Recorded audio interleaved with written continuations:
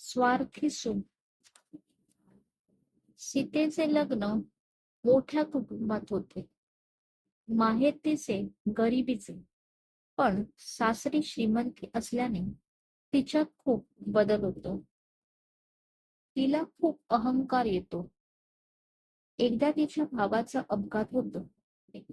त्याची परिस्थिती नसते, त्यामुळे त्याला सरकारी दवाखान्यात नेले जाते.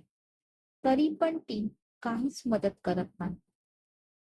एकदा तिचे सासू सासरे आजारी असतात, तेव्हा पण सर्वजण त्यांना पैशाची मदत करतात, पण ती 1 रुपया पण तिच्या नवऱ्याला देऊन देत नाही.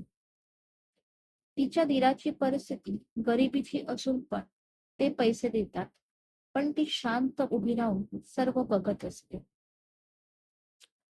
सासू सासऱ्यांना सांभाळायची वेळ येते, तेव्हा पण काहीच बोलत नाही. शेवटी तिचे दीर आलटून पालटून त्यांना घेऊन जात, पण सीतेला त्याचे काहीच वाटत नसे.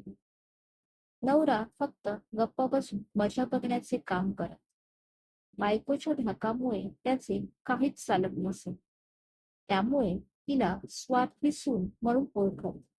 तिच्यासाठी तिचा नवरा आणि तिची मुले इतकेच जग होते.